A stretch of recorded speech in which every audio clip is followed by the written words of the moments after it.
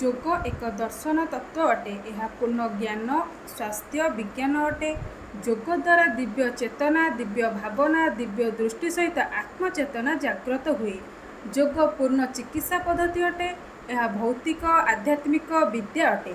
ଯୋଗ ଦ୍ୱାରା ମାନସିକ ଶାନ୍ତି ଓ ଶାରୀରିକ ସୁସ୍ଥତା ସହିତ ଦୀର୍ଘ ଜୀବନ ଲାଭ ମିଳେ। ଏହା ଆତ୍ମବିବର୍ତ୍ତନର ବିସ୍ତାରିତ ଜ୍ଞାନ ଅଟେ।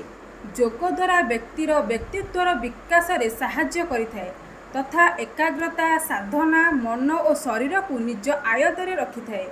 ଯୋଗ ଦ୍ୱାରା ବ୍ୟକ୍ତିର ପୂର୍ଣ୍ଣ ସକାରାତ୍ମକ ଭାବନା ଜାଗ୍ରତ ହୁଏ ଓ ସତ୍ୟ, ନ୍ୟାୟ, ଧର୍ମ, ପବିତ୍ର, ଶାନ୍ତ, ନମ୍ରତା, ଆଦର୍ଶ, ତ୍ୟାଗ ଏହା କେବଳ ଯୋଗ ଦ୍ୱାରା ହିଁ ସମ୍ଭବ ହୁଏ ତଥା ସାରା ବିଶ୍ୱରେ ଶାନ୍ତି ପ୍ରତିଷ୍ଠା ଓ ସୁନ୍ଦର ପରିବେଶ ଗଠନ କରିବା ସହିତ ଯୋଗରୁ ମୁକ୍ତ ହେବା ପାଇଁ ଯୋଗ ହିଁ ଶ୍ରେଷ୍ଠ ପଥ ଅଟେ। ଏହା ଯୋଗ ଦ୍ୱାରା ସମ୍ଭବ ହୁଏ। ଯୋଗ ହେଉଛି ଏକମାତ୍ର ସାଧନ ଯାହା ସୁସ୍ଥ ସାମାଜିକ ବାତାବରଣ ସୃଷ୍ଟି କରିବାରେ ସହାୟକ ହୋଇଥାଏ। ଓମ୍ ଶାନ୍ତି।